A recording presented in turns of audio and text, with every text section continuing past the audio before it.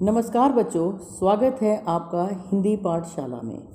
बच्चों, हम पढ़ रहे थे 10वीं कक्षा हेतु निर्धारित पुस्तक क्षितिज भाग 2 में संकलित पाठ लखनवी अंदाज, और जिसके रचनाकार हैं यशपाल। तो बच्चों, हम चर्चा कर रहे थे अभ्यास कार्य हेतु दिए गए प्रश्नों पर, और हम चर्चा कर चुके थे प्रश्न संख्या 1 से 3 तक। तो आइए बढ़ते हैं प्रश्न संख्या 4 की ओर। प्रश्न संख्या 4 में क्या पूछा है कि आप इस निबंध को और क्या नाम देना चाहेंगे। बच्चों, जो लखनवी अंदाज नामक पाठ है, लेखक ने तो इसको नाम दिया है लखनवी अंदाज, तो आप अपनी कल्पना से और नाम इसको क्या दे सकते हैं। आप जानते हैं कि एक ही नाम के अन्य पर्याय भी हो सकते हैं। तो आपने पूरा पाठ पढ़ा और समझा भी, तो इस आधार पर आप इसके अन्य नाम भी सुझा सकते हैं, जैसे झूठी शान या नवाबी दिखावा, है ना। क्योंकि बच्चों, अपनी झूठी शान को बरकरार रखने के उद्देश्य से ही नवाब को अपनी इच्छा मारनी पड़ी। उसने खीरा खाने की इच्छा को ही नष्ट कर दिया। तो इस प्रकार ये 2 नाम हमने बताया, आपको चर्चा की इन पर, और इसके अलावा अन्य कोई नाम आप भी सुझा सकते हैं। प्रश्न संख्या 5 के 2 भाग हैं, क और ख। प्रश्न संख्या 5 का क भाग, नवाब साहब द्वारा खीरा खाने की तैयारी करने का एक चित्र प्रस्तुत किया गया है, और इस पूरी प्रक्रिया को आप अपने शब्दों में व्यक्त कीजिए। तो देखो बच्चों, नवाब साहब ने खीरे को खाने तक के लिए, यानी जिस भी तरीके से नवाब ने खीरे को खाया, आप जानते हैं अच्छी तरह से, और वहाँ तक उसने क्या क्या यत्न किए, क्या क्या मेहनत की, है ना, किस किस कदम से वह गुजरा। तो देखिए, उसको क्रम से बताते हैं। सबसे पहले क्या किया नवाब ने, 2nd क्लास में एकांत में बैठे नवाब ने सबसे पहले दोनों खीरों को खिड़की से बाहर करके लोटे के पानी से धोया, फिर तौलिए से उन्हें पोंछा, सुखाया, और फिर जेब से चाकू निकालकर बड़े सलीके से उन्हें छीला। किसको छीला बच्चों? खीरे को। और छीलने के बाद उनकी फाँकें बनाने लगे, यानी खीरों को टुकड़ों में काट दिया और फिर उन्हें तौलिए पर सजाने लगे। इसके पश्चात क्या किया? फिर किया बच्चों, उन्होंने उन खीरे की फाँकों पर जीरा मिला हुआ नमक और मिर्च बुरका यानी छिड़क दिया। और अंत में क्या किया? अंत में बच्चों, नवाब ने क्या किया था कि एक एक फाँक को, यानी खीरे के एक एक टुकड़े को उठाया, नाक तक ले गए, सूंघ कर खिड़की से बाहर फेंकते चले गए। तो यह थी उनकी पूरी प्रक्रिया खीरे को तैयार करने की। अब है इसी प्रश्न का ख भाग, किन किन चीज़ों का रसास्वादन करने के लिए आप किस प्रकार तैयारी करते हैं। ये तो देखो बताने की आवश्यकता ही नहीं है बच्चों, आपने नवाब साहब की तैयारी को तो देखा, और आप तो उससे भी ज़्यादा अच्छी तैयारी कर सकते हैं। आपको बताना है आप किन किन चीज़ों को खाने के लिए, उनका रसास्वादन करने के लिए आप उनकी तैयारी कैसे करेंगे। तो देख लीजिए, आपको जो भी चीज़ पसंद है, आपको जैसे गाजर पसंद है, तो उसको आप पहले क्या करेंगे खाने के लिए? पहले धोएंगे, छीलेंगे, काटेंगे, उस पर नमक डालेंगे या नहीं डालेंगे। तो जिस भी तरीके से आप उसको खाने के लिए तैयार करते हैं, यानी वो रेसिपी आपको पूरी लिखनी है। या इसकी जगह आपको कोई फल पसंद है, अमरूद इत्यादि, तो आप उनके बारे में भी लिख सकते हैं। तो ये आपकी अपनी इच्छा पर निर्भर है और आपकी अपनी गतिविधि है, और इसे आप अवश्य करिएगा घर में। देखो, इससे क्या फ़ायदा होगा? एक तो आप क्या है, संतुलित भोजन खाएंगे, और जो स्वास्थ्यवर्धक होगा, घर वालों को भी खिलाना, बहन भाइयों को, माता पिता को भी, सभी प्रसन्न हो जाएंगे, आपकी प्रशंसा करेंगे, और एक आप नई चीज़ भी सीखेंगे। तो चलिए बच्चों, चलते हैं प्रश्न संख्या 6 की ओर। 6ठे प्रश्न में क्या पूछा है कि खीरे के संबंध में नवाब साहब के व्यवहार को उनकी सनक कहा जा सकता है। आपने नवाबों की और भी सनकों और शौकों के बारे में पढ़ा सुना होगा, किसी एक के बारे में लिखिए।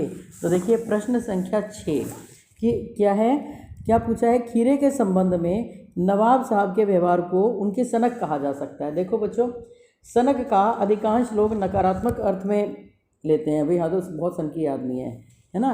तो बच्चों, पाठ पढ़ने से पूर्व आपको बताया था कि नवाबों का ये आरंभ से ही शौक रहा है कि अपनी चीज़ों को या अपने रुतबे को वो बड़े दिखावा करते हैं उनका, और उनका बढ़ा चढ़ाकर वर्णन करते हैं लोगों के सामने। तो इस प्रकार उनकी जो आदत है, उनका शौक है, ये सदैव से चला आ रहा है। तो ऐसा क्या पूछा है फिर 5वें प्रश्न में कि हमें एक ऐसा उदाहरण बताना है ऐसी सनक, ऐसी धुन के पक्के नवाबों की। तो देखिए आपको मैं बताती हूँ एक छोटा सा उदाहरण। अन्य उदाहरण आप भी अपनी ओर से बता सकते हैं और अपनी अभ्यास पुस्तिका में लिख भी सकते हैं। तो देखिए, एक बार बच्चों लखनऊ के रेलवे स्टेशन पर 2 नवाब खड़े थे। वे रेलगाड़ी की प्रतीक्षा में वहाँ खड़े थे और आपस में बहुत हंसकर खुशी से बातें कर रहे थे। थोड़ी देर में जब प्लेटफॉर्म पर ट्रेन आ गई तो उनमें से एक नवाब बोला, चलिए आप बैठिए।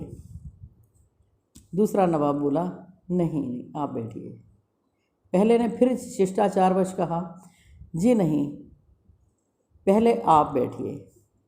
दूसरा फिर बोला, जी नहीं पहले आप तशरीफ़ रखिए।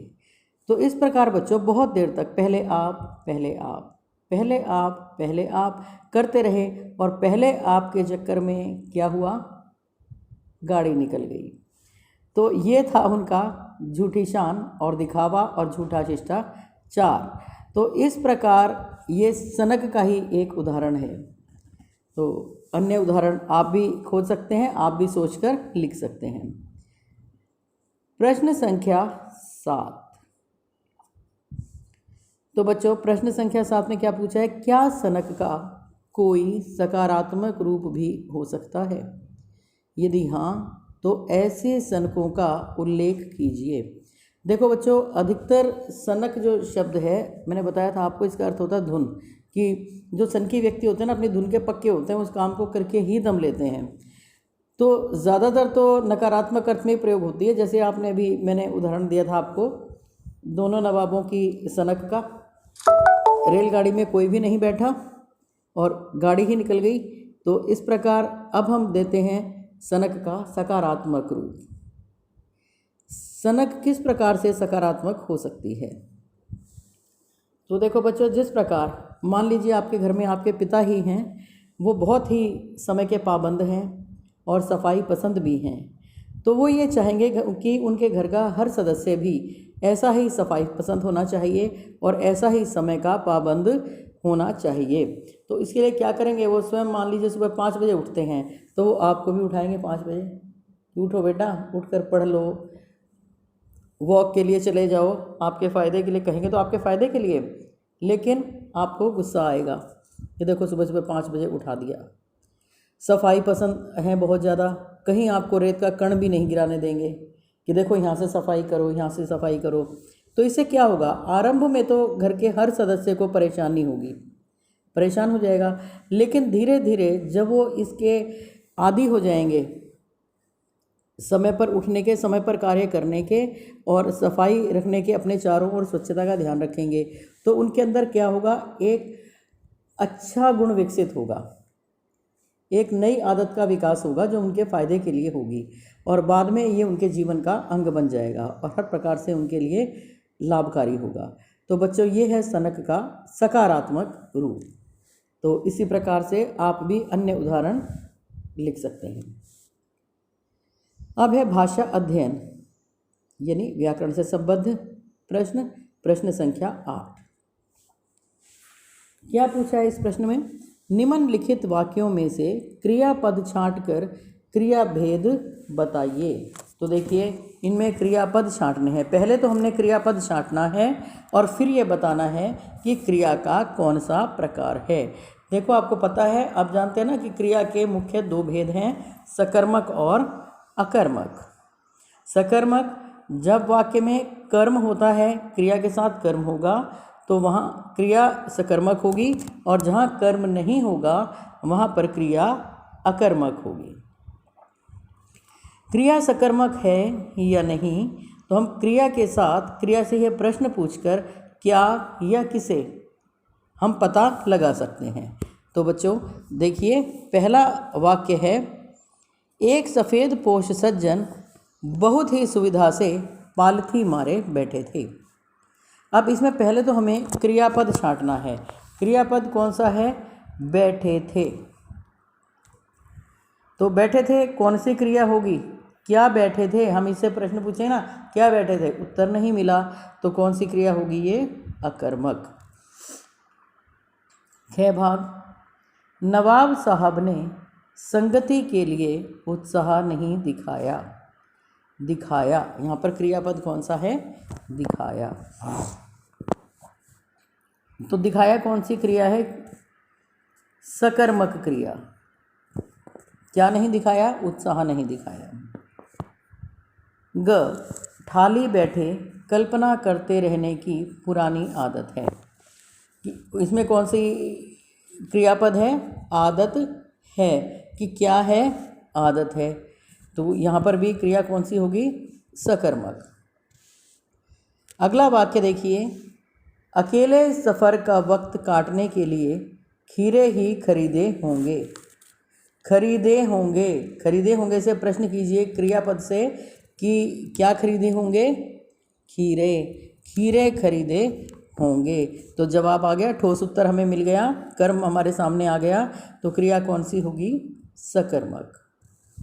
अगला वाक्य है, दोनों खीरों के सिर काटे और उन्हें गोदकर झाग निकाला। क्रियापद क्या है इसमें? निकाला। क्या निकाला? झाग निकाला। ठोस उत्तर हमारे सामने है, कर्म हमारे सामने है, तो कौन सी क्रिया होगी? सकर्मक। अगला वाक्य देखिए, नवाब साहब ने सतृष्ण आँखों से नमक मिर्च के संयोग से चमकती खीरे की फाँकों की ओर देखा। कौन सा है क्रियापद इसमें? पहले तो छांटेंगे, देखा। क्या देखा? किसे देखा? खीरे की फाँकों की ओर। तो यहाँ पर भी क्रिया आपकी कौन सी होगी? सकर्मक।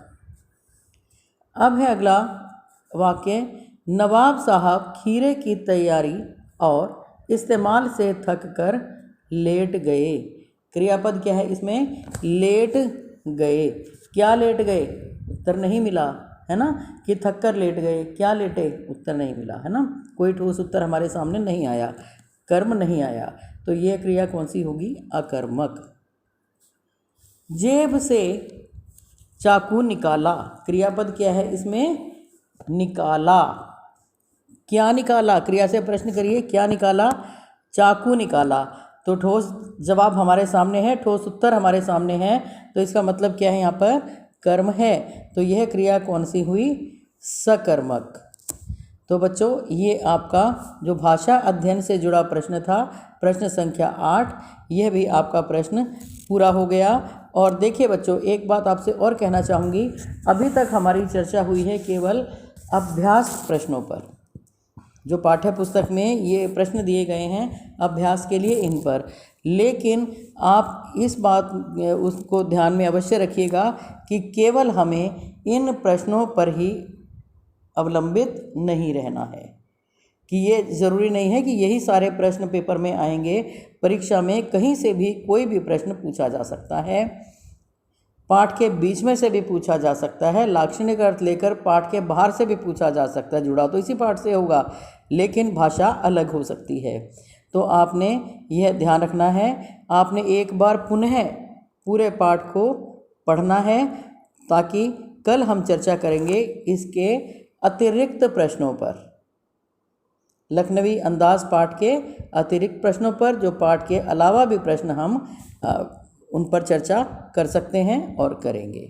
आज के लिए इतना ही, धन्यवाद।